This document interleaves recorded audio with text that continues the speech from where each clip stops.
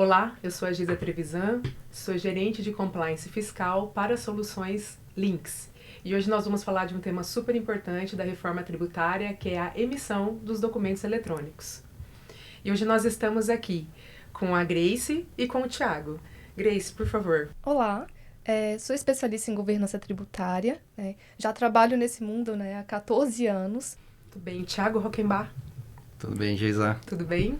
Muito bom estar aqui com vocês, com o ICT, né, que é o nosso time de apoio à engenharia fiscal o tempo todo. Então, eu sou Product Owner da parte de engenharia fiscal, né, atuo já há muito tempo na área, mais de 12 anos, né, atuando em sistemas voltados a essa área fiscal, né. E só para todo mundo entender, nós estamos falando aqui de dois times que trabalham diretamente com todas as soluções Links, né? Inteligência e Compliance tributário e o Tech Fiscal, nosso aqui muito bom. Inclusive, trazendo aqui uma informação, o Rockenbach, conversando com a gente, falou que ele estava lá quando o XML nasceu em 2006. Então, Pensa só, né? temos muita experiência nessa mesa hoje aqui para a gente conversar um pouco, né?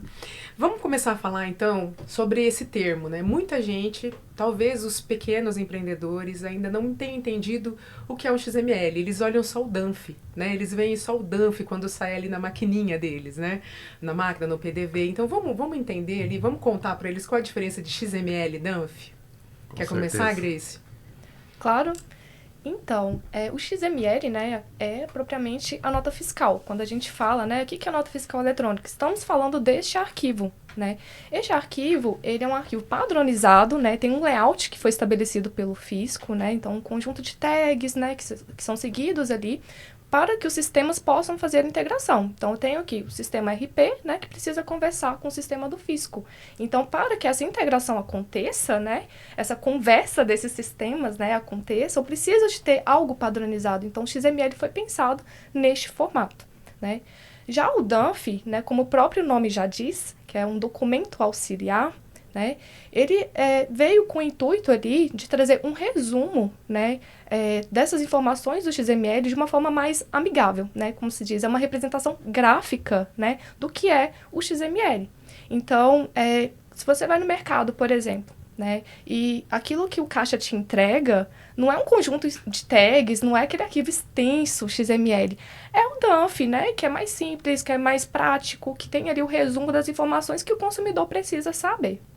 E complementando, né, hoje, falando mais tecnicamente, né, o XML é uma estrutura de dados.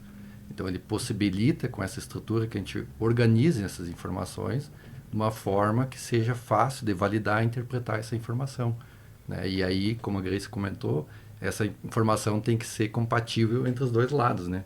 Quem está integrando e a Secretaria da Fazenda. Então, a gente fala hoje nessa compatibilidade muito quando a gente traz o XML e esquemas, né? A gente fala muito a Secretaria da Fazenda liberou os esquemas. O que são os esquemas, né? Eles são uma forma de a gente poder validar essa estrutura de dados, né? É que nem um contrato jurídico, né? Você tem que cumprir as cláusulas daquele contrato, ambas as partes, né? E dessa forma a gente consegue conversar, né? E seguir essa integração, né? Então, a importância do esquema é isso. A gente garantir, né, que ambas as partes estão cumprindo, né, as suas informações, né, e normalmente a Secretaria da Fazenda ela lança muito antes os esquemas, porque a gente já consegue, dessa forma, validar essas informações e começa a fazer essa integração muito antes da própria Secretaria da Fazenda liberar no ambiente de homologação, né, a gente consegue já implementar nos sistemas e já pode ir disponibilizando, né, para os nossos clientes poderem já integrando, né, e assim antecipando todo esse fluxo de integração que é necessário, né, para atender, por exemplo, a reforma tributária. A gente vai falar muito, né, do tamanho que é essa mudança da reforma tributária, né, e a gente precisa ter, né, essa informação já muito antecipada, né, para os nossos clientes e para eles poderem se prepararem para isso, né. E, Thiago, o XML ou o esquema, né, ou o DANF, é do jeito que a software house quer? Vamos esclarecer isso, né? Porque tem muita gente que acha que a gente acorda como software house e fala, vamos fazer um DANF, ó, ele pode ser azul, né? Ou esse XML pode ter uns campos aqui, é assim mesmo? Como é que é feito? Da onde que vem, né, essa informação? É o que a gente tem que sempre entender, que a parte técnica vem muito depois, né?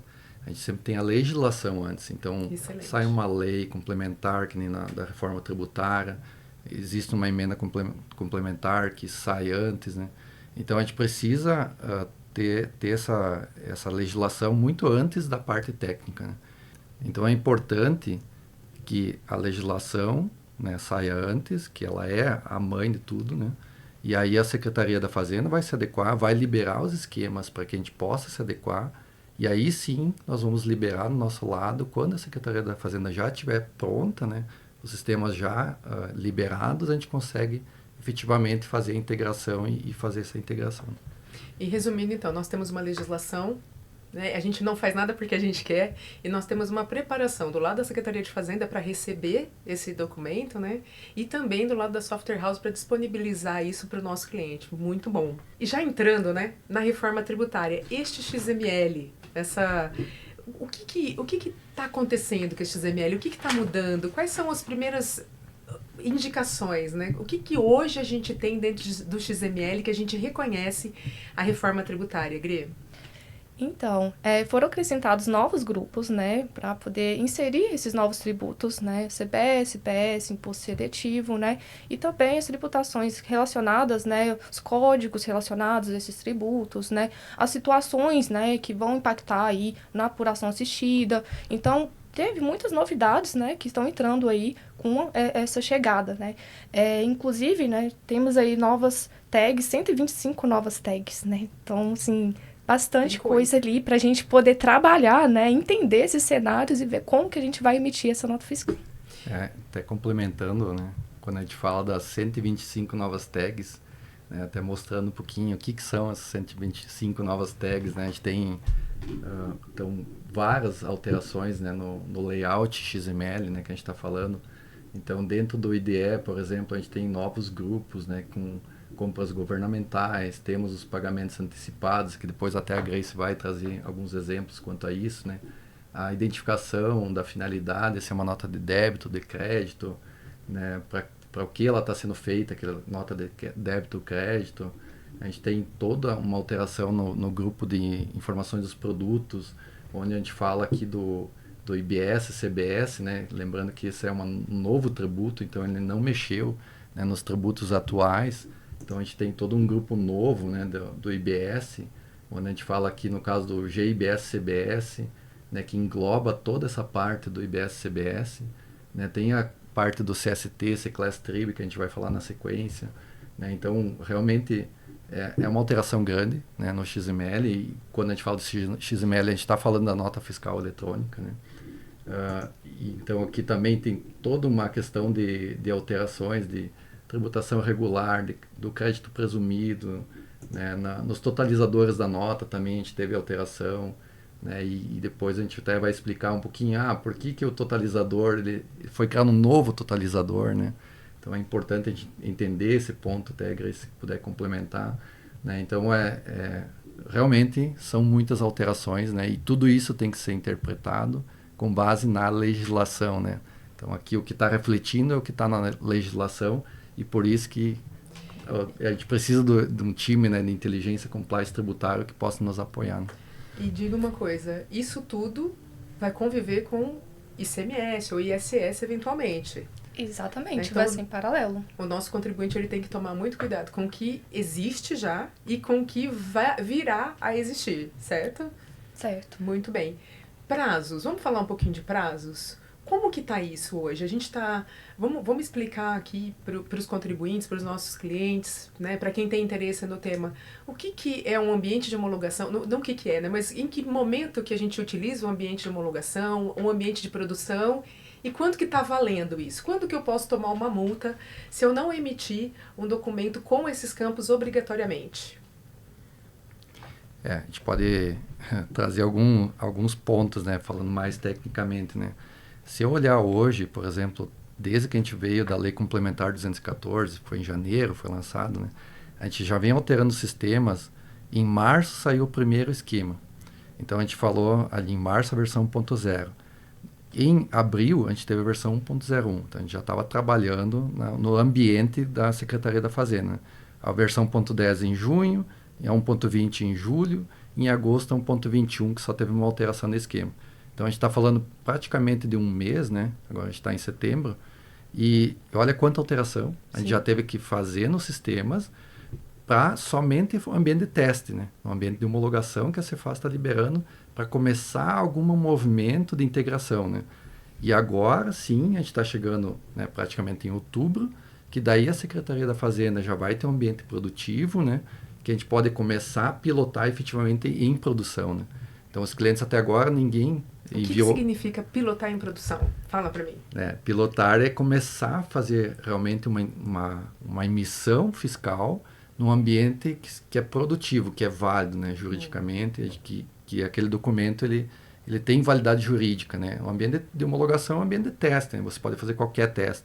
Agora, quando você emite um documento fiscal para um ambiente produtivo, ele vale, né? Ele está na Secretaria da Fazenda, ele vai ser validado pela Secretaria da Fazenda. E aí, nesse ambiente produtivo, que vai ser em outubro agora, ainda não vai ser obrigatório enviar a reforma tributária, né? Eles vão, se você enviar os novos tags do XML, eles vão validar, mas ainda você não é obrigado a enviar. Mas é importante que você faça o piloto, né? Porque lá em janeiro, no dia 5 de janeiro, aí sim vira o jogo, né? Porque se você não enviar as novas tags, você vai tomar rejeição e aí vai parar a sua operação. Então, aí com certeza a gente vai ter problemas, né? Então, interessantíssimo isso, né? Para os nossos ouvintes. Agora em outubro, 5 ou 6 de outubro? Dia 6 de outubro. 6 de outubro, olha lá, 6 de outubro e 5 de janeiro, né? 6 de outubro eu posso enviar ou não os tags. Justo. Se eu enviar, será validado. Okay, é isso? Isso. Mas em janeiro é o valendo. É o tá valendo, né? Eu tenho que mandar e posso tomar rejeição, enfim, multa, né? O que vier. Isso. O fisco, ele deu esse prazo, né, logo em outubro, para que as empresas já se preparem, né, e validem em produção, porque virada de ano, né, tem muito freezing ali, né, tem o Natal, que para o comércio é uma loucura, então, assim, seria muito pesado para a empresa já virar ali em janeiro, então, por isso que deu esse prazo, já começar em outubro, né, então, já testar ali, validar e verificar como que vai ser essas emissões, para quando chegar em janeiro, né, tá tudo lindo, maravilhoso, né, e não ter esses assim problemas, né, de rejeição. Muito bom. Falando sobre essas emissões, então, hoje, vamos falar sobre a alíquota, né, do CBS e EBS. Como que esse contribuinte demonstra essa alíquota hoje? Como que está a legislação e como que está o XML para isso? Então, nesse primeiro momento, né, foi fixados as alíquotas teste. Né? O que seria isso? São alíquotas ali no percentual pequenininho, né? Ali eu tenho 0,9 para CBS, 0,1 para IBS, né? Meio que simbólico ali para poder destacar nesse primeiro momento e ver como que vai ficar esse teste, né? Então, esse ano que está vindo agora, né? Já começa agora 2025, 2026, vai ser um ano ali mesmo para testar. Vai ter esse destaque do imposto, né? Com essa alíquota pequena, né? Que é de teste, e só depois, mais para frente, é que virão, né? Uma tabela com as alíquotas de fato que, né, que vão ser implementadas para ambos os tributos. Então, nesse primeiro momento, essa alíquota teste, né, vai fazer durante esse ano e depois a gente vai acompanhar, ver como que isso vai se dar, né, vai ser um teste para o fisco também, ele precisa receber isso do lado dele também, né, essas notas. Então, primeiro momento, teste. Eu acho que tem um ponto importante nesse teste, né? Quando a gente fala em teste, não significa eu vou enviar qualquer coisa, não. Sim. Esse documento já vai ter validade jurídica, você vai enviar informações, né, que são válidas. Então, a gente vai enviar lá uma alíquota fixa, por enquanto, para facilitar. Mas não é só a alíquota fixa, a gente já entra no âmbito das reduções, né, as ânsias que você tem que já se preocupar, vai ter os eventos, né, a gente já vai falar dos eventos. Então, atender o todo. Ok, com alíquotas fixas, porque, né, seria um pouquinho mais complexo, ter toda a variação do destino, que ainda está sendo definido. Mas, assim, é importante que a gente tenha essa preocupação. Apesar de ser um ambiente de teste, né, o envio, né, com alíquotas teste, ele é dentro do ambiente produtivo. Então, a gente já tem que se preocupar em enviar corretamente as informações, né, e não de qualquer forma. E quando a gente chama de alíquota teste, existe uma preocupação de várias pessoas que eu recolho isso? Eu vou recolher isso? Como que vai ser feito? Então, vai ter o destaque do imposto. Porém, nesse período de teste, não vai ter o recolhimento, né? Inclusive, não vai somar no total da nota, né? Porque, para entender melhor como funciona isso, né, são tributos por fora, né? Funcionam da mesma forma como o IPI. Então, aquilo vai somar no total da nota.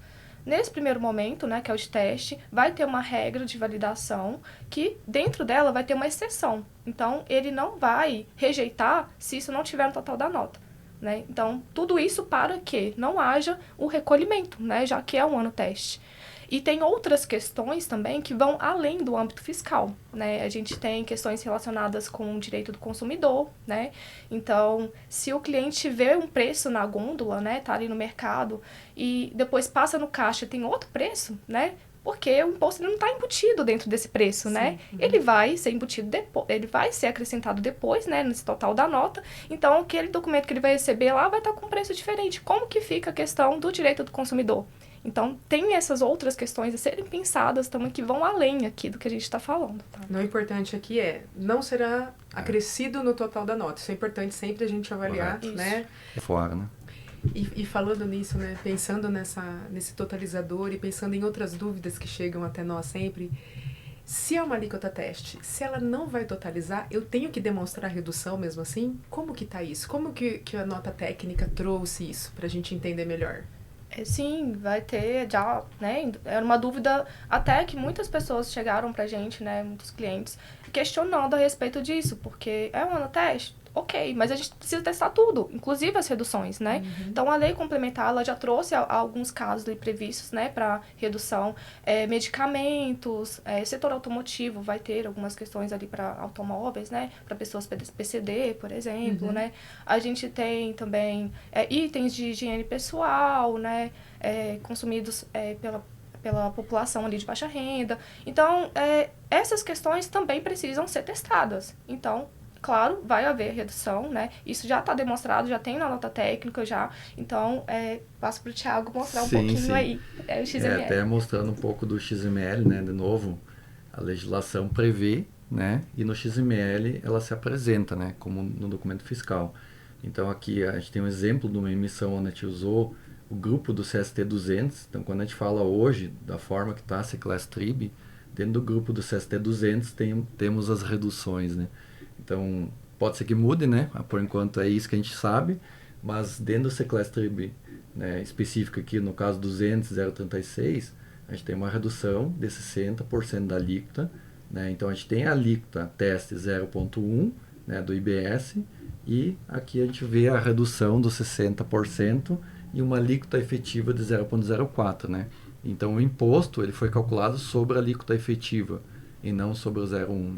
E da mesma forma, aqui tem o grupo do municipal, mas para o ano teste 2026 ainda não vai entrar, né? Não tem alíquota definida, só em 27 que a gente vai começar a fazer o teste, né, da parte municipal, né, que ainda não está definido, né? Então, se a gente vê aqui do próprio CBS também tem a redução, né? Então, hoje a maioria dos C-Class eles têm a mesma redução, né? Então, ela se apresenta aqui também com 60% e sua alíquota efetiva, né? Então, dentro desse grupo aqui, deixa muito claro, né, do que a legislação prevê e do que a Secretaria da Fazenda espera que a gente envia a partir de 26, né, 2026. E uma curiosidade, a gente está vendo redução de alíquota, ou seja, temos uma diferença aqui, o que a gente tinha de redução de base de cálculo, né? Justo. Sim. Hoje em dia, me parece que não temos. Então, a gente tem só a redução de alíquota, é isso? A princípio, será em cima da alíquota a redução. Isso. Uhum. Facilita. Muito. Facilita. E pegando o gancho aqui com vocês, quando a gente fala ali, vocês mostraram o CST e C-Class Trib, né? C-Class Trib, o que é? Né? Do que se alimenta? Onde vive? Onde vive o C-Class Trib? É verdade que vai substituir o CFOP? É isso mesmo? Temos essa possibilidade? Então, o C-Class Trib, né, ele veio com a reforma, né, então ele é um código utilizado aí para os novos tributos, né, que tem como objetivo ali, né, classificar de forma tributária, né, padronizada, né, os itens ali da nota fiscal.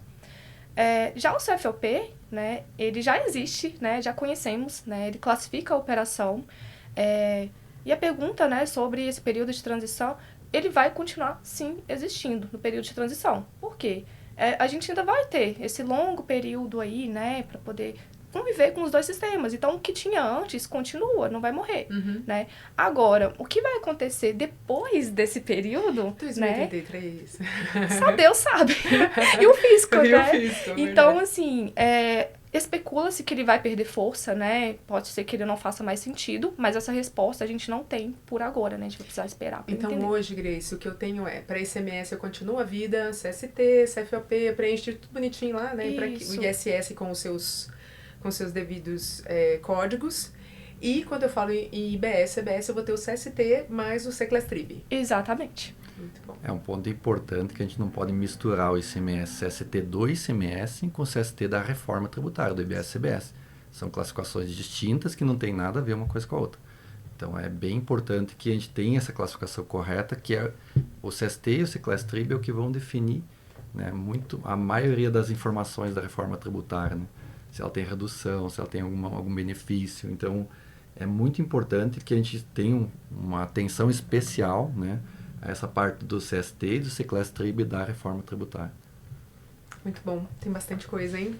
E nós vamos entrar em um outro ponto que eu acho maravilhoso e que tem várias dúvidas. A gente vai falar um pouquinho sobre as notas de débito e crédito. Ei, né? Delícia! A gente não estava acostumado com essa terminologia, né? A gente não estava acostumado a fazer isso, a gente não estava acostumado ali com a possibilidade de termos pagamentos antecipados, cobrança no pagamento antecipado, a gente vai falar depois. Mas primeiro vamos falar de débito e crédito. O que é? Né? Do que se alimenta? Então, as notas de débito e crédito também vieram com a reforma, né? Já são utilizadas em outros países, então o fisco, né, o nosso fisco, ele trouxe como inovação para dentro do nosso documento, né, que é a nota fiscal.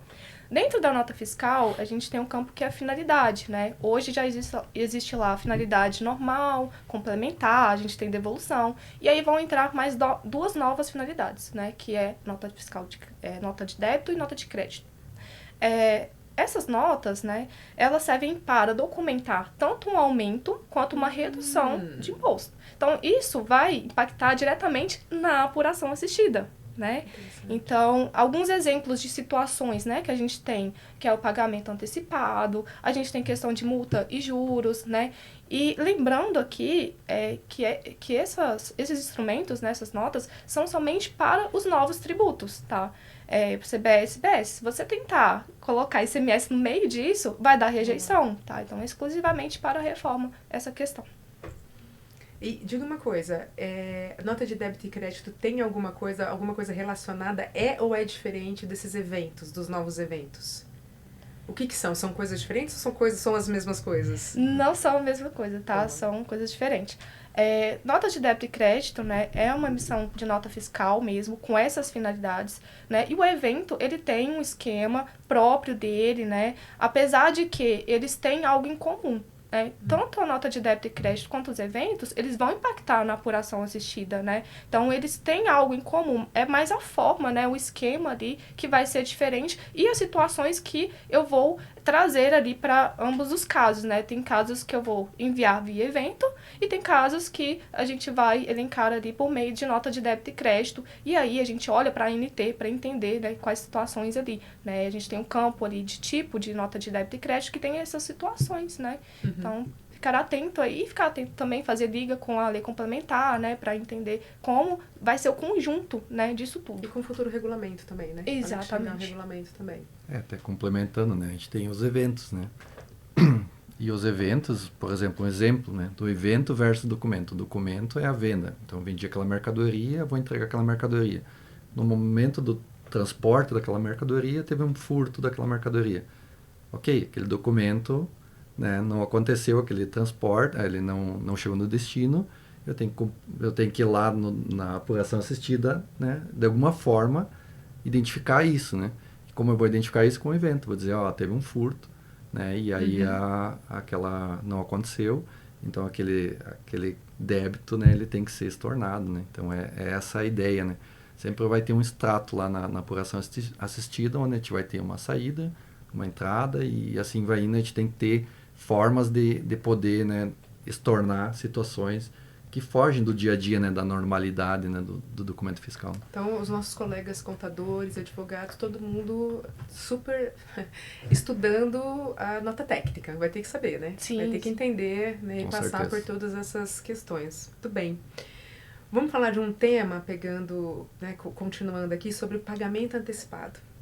Eita. Eita, é verdade, não é? Porque até então, o que a gente tinha? A gente tem um ICMS que ele é devido na saída da mercadoria, né? E aí agora a gente tem o IBS e o CBS, que é o chamado imposto sobre tudo. A gente não tá falando de saída, não. A gente tá falando que ele é devido nas operações, tanto com o produto quanto com os serviços. E aí nós temos uma novidade, que ele incide também no pagamento antecipado, é isso? Sim, sim. Vamos lá? É uma grande novidade, tá? Que a gente traz aqui, né, com o cenário da reforma. Para entender, né, como que se deu isso, vamos para o cenário antes, né? Como que era feito antes da reforma?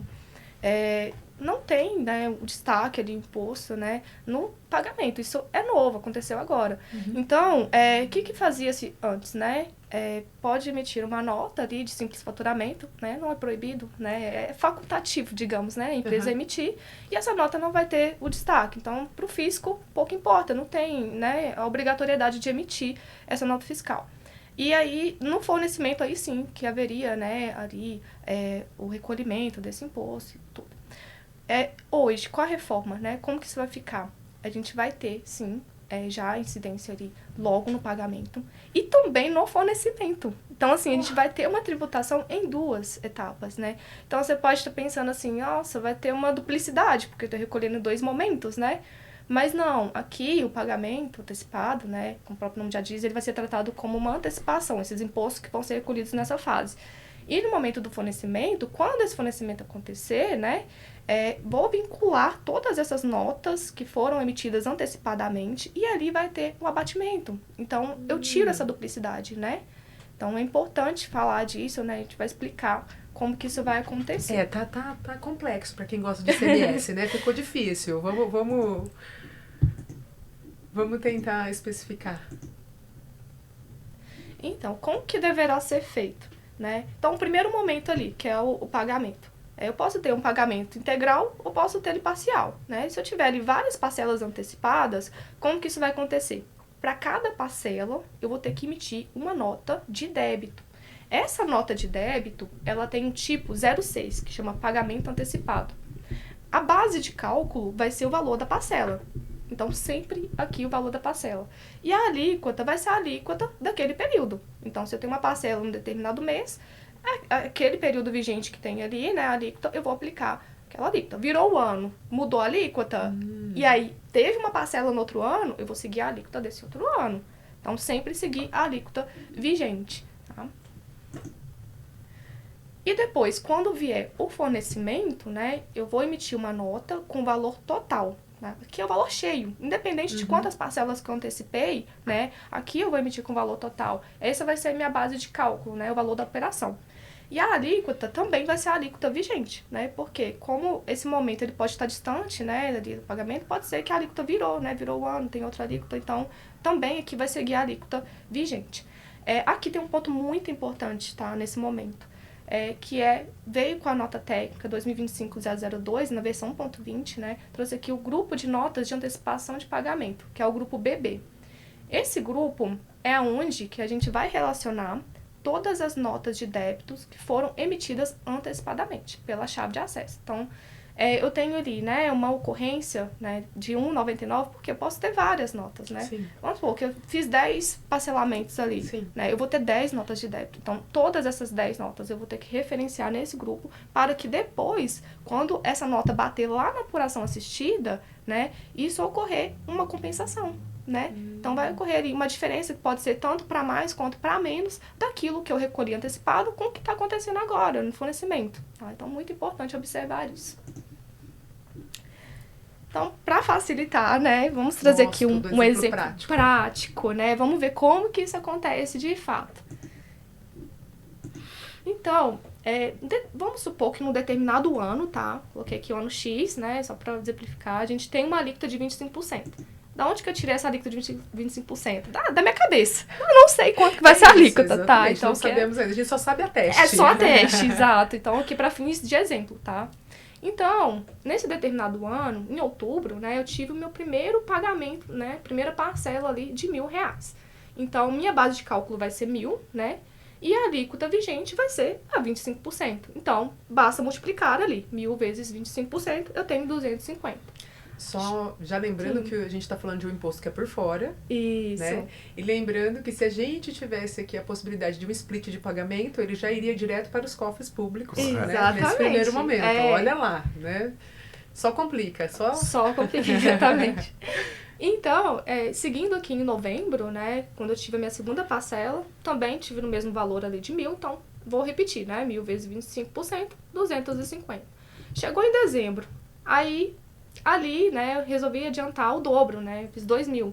Então, qual que vai ser a minha base de cálculo? Sempre o valor da parcela. Então, ali vai ser 2.000 vezes qual alíquota? A alíquota determinada para o ano. Então, 25%, né? Então, 2.000 vezes 25, ali eu vou ter R$500 de débito.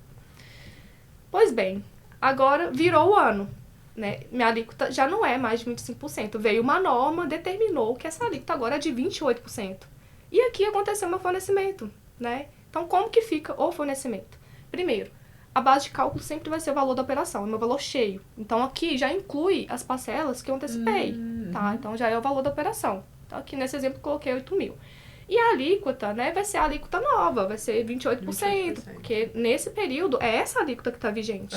Né? Então, vai ser 8.000 vezes 28%, que deu 2.240. E como que fica, então, a apuração assistida, né? Lembra que no momento do fornecimento, eu não vou lá e referencio todas as notas de débitos que eu paguei antecipadamente? Sim. Então, nesse momento, é que vai haver a compensação. Então, tudo que eu paguei antecipadamente vai virar um crédito na apuração assistida. Então, eu vou ter ali um crédito de 250, que foi de outubro, mais outro de 250 de novembro e mais um de 500 de dezembro, que somando tudo, vai dar um total de R$1.000 de crédito. O meu débito de 2.240, né, que foi o momento do fornecimento, um menos o outro ali, o saldo a pagar, vai dar 1.240, tá? Então, esse é o cenário bonito ali, né? Tentei simplificar o máximo possível. Porém, né, vamos supor que esse cenário aqui não aconteça. Por algum motivo, não aconteceu o fornecimento, não entreguei a mercadoria. E aí, o que eu faço com tudo que eu paguei antecipadamente, né? Como que eu vou resolver isso? Aí aqui entra uma questão... Pode dar mais um, por favor. Aí entra uma questão, né, dos eventos, né? Aqui eu vou ter um evento que chama evento de fornecimento não realizado com pagamento antecipado.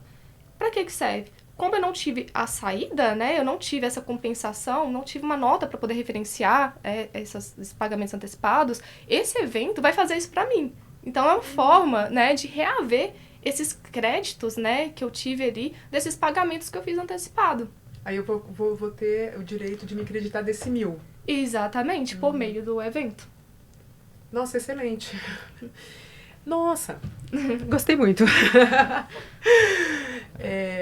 Diga uma coisa, isso já vale para 2026, Grace? Sim, já tá valendo, né? Como eu disse, é um ano teste, mas a gente precisa testar tudo que for possível. Então, já tá valendo. Nossa, então os nossos clientes, as pessoas que fazem ali, e tem bastante, né, que faz o antecipado, já tem que se atentar a essa questão. Com certeza. Muito bom, muito bom.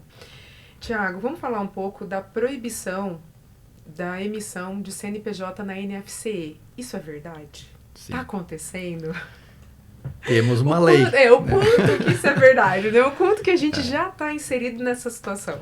O que a gente sabe até o momento, né?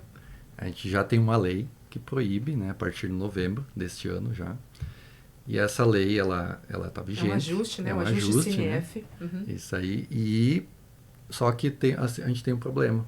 A gente não tem uma NT, uma nota técnica, que regulamenta, né, como a gente tem que implementar isso, né? A gente vem acompanhando junto com as entidades que a gente tem, né, com o ENCAT, com a Cefaz, com reuniões periódicas, até apoiando nas definições, né, dessas normativas. Só que a gente não teve a publicação oficial, né? Então a gente já sabe, já tem uma ideia, né, de como é que é para se desenhar, né, esse modelo aí de NFE do varejo que está sendo chamado, né? Mas efetivamente a gente não tem nenhuma publicação, né, oficial, e dessa forma a gente não consegue se preparar, né? Então agora a gente está tentando uma negociação, né? Bom, estamos chegando em novembro. Sim. E como é que a gente vai fazer? Né? Ou muda o ajuste, né, junto ao Confas, como é que a gente... Então a gente está tentando ali negociar, né, usando a nossa força também, como software house, para pressionar uma possível postergação, ou como é que a gente vai se adequar. Né? Então esse é um ponto que está ainda em aberto. Né? É importante que os nossos ouvintes saibam que tanto o Thiago quanto a Grace participam das reuniões com fiscais, né, com o fisco de maneira geral e com a associação de classe da Software House, tentando ali antever os impactos, né, da reforma tributária ou de qualquer outra legislação. Faz tempo que a gente faz isso, Justamente. né? Mas na reforma tributária ficou mais evidente essa possibilidade, essa necessidade da gente atuar em grupo e junto com o fisco. Isso é importantíssimo. Bom, então, resumindo, nós temos um ajuste que diz que vai ser proibido em novembro, mas não temos uma nota técnica para dizer como isso será feito. Justamente. Exato. Estamos aguardando como Software House. Ansiosamente aguardando. E os nossos clientes também aguardando para que saia, né, essa informação ali da nota técnica. E complementando, né, o motivo disso, né, por que o fisco fez isso? Porque estava ocorrendo um uso indevido da NFC para aproveitamento de crédito, né? Boa. E esse documento, ele não tem essa finalidade, né? Ele é utilizado para o consumo final, então não faz sentido apropriar crédito em cima disso. Então, o correto é utilizar a NFE. O problema é que a gente não tem NFE no PDV, né? Teria que meter na retaguarda. Então, para isso, né, o fisco está desenvolvendo aí a questão do DANF simplificado varejo, né, para a gente poder ter essa missão da NFE ali no PDV, né, e facilitar isso, né, de forma que não cause tanto impacto, né, e que seja apropriado de forma correta, utilizado o documento correto para esse fim. Até complementando, a apuração assistida, né? Eles vão olhar para a NFE. Então, se você emitir uma NFC, não vai aparecer no seu débito crédito, não vai ter no teu extrato lá. Então, é importantíssimo que migre para a NFE, né? Só que aí tem todo esse movimento no mercado, tem que acontecer ainda. Tudo vai linkando, né? Tudo vai tendo um elo, essa corrente, né? Cada elo, uma explicação de reforma, né? Em um outro momento a gente pode falar de vinculação de pagamento, não vamos falar hoje não. IBS, CBS, e aqui de maneira geral, a gente fala muito da nota de mercadoria, a gente fala da nota de produto. A gente também tem essas alterações na nota de serviço? Como é que está isso hoje? Como é que estão essas alterações legislativas? Sim, as notas fiscais de serviço, elas também precisam ser adaptadas, né? Então, vai ter incidência aí de IPS, CPS nessas notas. E a grande questão aqui é que temos um padrão nacional, né? Porém, esse padrão ele não é obrigatório, né? Então, se os municípios quiserem seguir com seus emissores próprios, eles têm essa autonomia, né? A obrigatoriedade que eles têm é de repassar essas informações para o ambiente nacional. E isso está causando uma sofrência na gente muito grande. Porque a gente precisa acompanhar quais municípios estão aderindo, né? Olhar ali as movimentações que estão acontecendo. E o prazo está muito curto, né? 2026 está batendo na porta. E a gente não sabe ali, né? Ainda a lista desses municípios. Foram poucos que se manifestaram, né? Então, como que isso vai seguir? Como que a gente vai fazer? Vai usar o nacional? Vai usar o emissor próprio do município? Vai ter, mesmo se usar o emissor próprio, né? Ele vai ter que alterar ali também o dele, né? E como que vai ficar esse layout? Vai fazer em cima da hora? Então, assim, tem várias questões ali que tá causando uma certa inquietação mesmo, sabe? Complementando, né? A NFSE é um ambiente nebuloso, né? Porque a gente está falando de mais de 5 mil municípios, né? 5.750. Então, realmente é complexo, né? A gente tem um ambiente nacional, né? Que tem um padrão nacional, só que não é obrigatório migrar para esse padrão nacional. A gente está acompanhando ali mais ou menos 1.000 e poucos municípios, tem um convênio com o ambiente nacional, mas esse convênio não diz que a emissão deva ocorrer, né, no ambiente nacional, mas sim que ele pode sincronizar depois que ele emitir um documento fiscal, né, sincronizar para o ambiente nacional, porque lembrando, por ação assistida só vai olhar o ambiente nacional. Então, o que está na prefeitura não é o que vai valer. O que vai valer é o que estiver no ambiente nacional. Então, ou a prefeitura vai manter o seu padrão, vai ter que alterar, né, colocar todo aquele grupo de tags que a gente já mostrou, né, que vai ter alteração para a nota de serviço, e vai depois ter que sincronizar com o ambiente nacional pós-emissão. Então, uma preocupação que até que foi apresentada pelo próprio fisco, no final a gente vai ter 2 documentos válidos, né? Um documento na prefeitura e um documento no padrão nacional, porque ele vai ter uma nova validação para garantir que esteja de acordo com a legislação lá no ambiente nacional. Então, vai ter 2 documentos, né, protocolados e que tem validade jurídica, que é um problema, né? Então, tem esse delay ali de sincronização para apuração assistida. Então, é um cenário complexo e dentro do ambiente nacional, ainda não foi liberado o piloto da produção restrita, que a gente chama, onde a gente começa a pilotar a reforma tributária. Então, o ambiente nacional ainda está se adequando à reforma tributária. Sim. A gente está em setembro, a gente não tem a publicação do ambiente de produção restrita, NFC nacional, que é o ambiente onde tanto a prefeitura quanto se a prefeitura resolver que os contribuintes devam enviar direto para o ambiente nacional, não tem disponível ainda. Então a gente nem tem como se adequar, né, nesse momento. Então a gente está aguardando o fisco estar de acordo para que efetivamente a gente possa, né, preparar os sistemas e aí sim adequar. Não sei quantos municípios vão usar o padrão nacional, Sim. quantos não vão. Então, pensa que a gente pode ter diversos padrões ainda existentes que têm que ser adequados para a reforma, mais o padrão nacional, né? Então, realmente é complexo. A própria fisco está, né, correndo contra o tempo. Nós estamos correndo contra o tempo. Então, é um momento complicado, visto que a gente está chegando em janeiro e a gente precisa adequar todos os sistemas.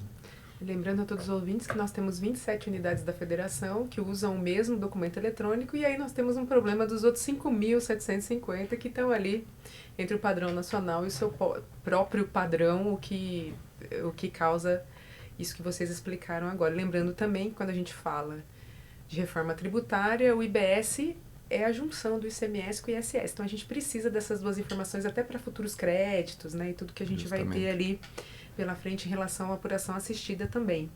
E a gente está caminhando aqui para o fim do nosso bate-papo, que é uma pena, porque eu já aprendi muita coisa aqui com vocês. Mas eu queria quero fazer duas perguntas para vocês de opinião mesmo, né? Assim, da opinião de vocês, né? Hoje, vocês com a expertise que vocês têm, vocês como técnicos aqui, especialistas, né?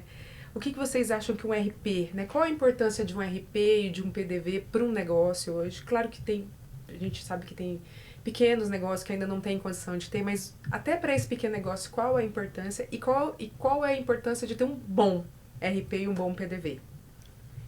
Então, um RP ele é um facilitador, né? É impossível hoje, no nível de informações que a gente precisa entregar, né? Fazer isso em planilha de Excel, manualmente, né? Então, por mais que seja pequeno o negócio, é importante ele ter ali um sistema básico, né, para poder fazer essas integrações. Vou falar do mal RP, né? O que é o mau RP? Ele vai te dar dor de cabeça, né? Porque você vai ter retrabalho, né? Uma integração que não é bem feita ali, você vai precisar de ficar conciliando aquilo, né? Isso vai demandar tempo, né? Qual é o risco também de você não estar em compliance, né? Porque você depende ali das estruturas, das parametrizações para você poder enviar corretamente. Então, se esse RP não está seguindo corretamente ali o que precisa ser feito, né? Obviamente, você como usuário não vai conseguir entregar, né? E você vai ficar lá brigando com o suporte, olha, isso aqui tá errado, precisa fazer isso, essa alteração, né? E às vezes você vai perder tempo, às vezes vai chegar o prazo de entregar ali, não vai ter feito. Então, um mau RP, ele te traz uma série de dores de cabeça, né? Então, precisa pesquisar no mercado, olhar, verificar qual que é mais adequado, né? Porque pelo tamanho da sua empresa, né? Você vai precisar de um RP mais complexo, um menos complexo, o que você precisa de entregar. Então, tudo isso precisa ser avaliado, né? Quando for fechar ali a compra, né, de um sistema. Bom RP para mim é que atenda bem o seu negócio, né? Que consiga suportar todas as funcionalidades que você precisa, não entregando mais nem menos, mas também que entregue o que a Grace comentou, compliance, né? Quando a gente fala de tudo isso que está movimentando o mercado hoje, reforma tributária, pensa que a gente tem que ter uma preparação dos sistemas para tudo isso, né? A gente tem que ter pessoas e processos muito bem, né, elaborados para que isso que chegue no tempo certo, né? Não tenha problema com o fisco.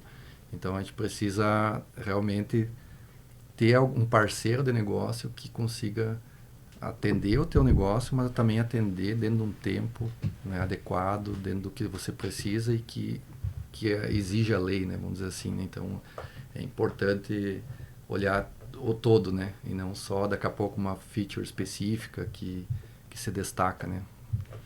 Muito bom. E uma outra sugestão agora, né? Nós estamos com o mercado aquecido, né? Reforma tributária, os RPs contratando. Que dica que vocês dão para a galera de desenvolvimento? Que já está faz tempo, não pouco tempo, enfim, que já está ali olhando, né, desenvolvendo, escovando o seu byte ali, né? A gente brinca, olhando para trabalhando mesmo, né, com software de reforma tributária e para quem começou agora? Eu fui contratado, não sei nem por onde começar. Então, a dica que eu deixo aqui, né, que a gente deixa é sempre testar, né? O ano agora é para isso, né, para teste. Então, pode ter situações ali que não foram previstas, né, que ainda não é de conhecimento do fisco. Isso precisa ser levado até ele, né? Então, a reforma, ela é construída a várias mãos, né? Não é somente o fisco lá derrubando tudo pra gente e a gente tendo que implementar tudo. Nós também, né, como desenvolvedores, como testers, até mesmo o contribuinte, né, precisa ter uma visão crítica, né, visão de negócio também, entender como que funciona e trazer essas situações. Olha, como que vai funcionar isso? Vamos testar? Vamos ver como que tá saindo essa emissão? Tá saindo do jeito que a gente esperava? É isso mesmo? Não, tem uma coisa muito específica aqui que não foi pensada, né? Vamos levar isso no Fale Conosco lá do Fisco, vamos levar isso, né, junto com as entidades de classe para poder verificar como que isso vai se dar, né? Então, esse momento vai acontecer muito isso. Tem muita ponta aberta, muita coisa que a gente precisa questionar e construir juntos, né, essa reforma tributária. E como a Grace comentou, né, a reforma é feita de várias mãos, então não é você que vai fazer sozinho, né? Tem que trazer as dúvidas, trazer os pontos do seu negócio. As empresas estão acompanhando isso, né? A Lynx está acompanhando isso, levando para as entidades de classe. A gente está, né, solicitando alterações sempre que possível. Então, não fique com a sua dor, né? Traga as dores para que a gente possa levar a sua dor adiante e realmente construir essa reforma para atender realmente o que precisa. Bom, então resumindo, para a gente deixar no chão a reforma tributária, né? Deixar ali para o nosso cliente. O que a gente precisa se preocupar hoje e o que a gente precisa se preocupar em 5 de janeiro de 2026? Colocando a minha opinião, são 2 pontos, né? Primeiro ponto, a gente se preocupar em outubro. Começa já o piloto em produção.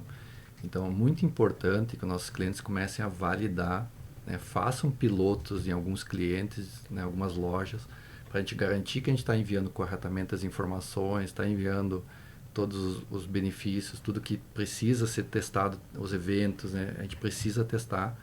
Por quê? Porque se a gente chegar lá em janeiro e não tiver feito isso, aí sim a gente vai ter um problema. Porque tem uma rejeição prevista para o dia 5 de janeiro, onde se você não enviar as informações do IBS-CBS, você vai parar a sua loja, né? Então a gente precisa usar esse tempo agora de outubro a janeiro. A gente sabe que é um período crítico, né? Já estamos entrando já no Black Friday, Natal, mas a gente tem que usar o quanto antes, né, esse tempo para justamente garantir que quando chegar lá em janeiro, a gente esteja fazendo realmente o que precisa ser feito, né, e não tenha problema, né? E mais um ponto ainda que eu ia colocar, São Paulo e Ceará, né? A gente tem um ponto da atenção, né? Ainda a gente tem diversos clientes utilizando equipamentos, né, que a gente sabe que era obrigatório, né, o SAT, o MFI lá no Ceará, e vai parar também, né?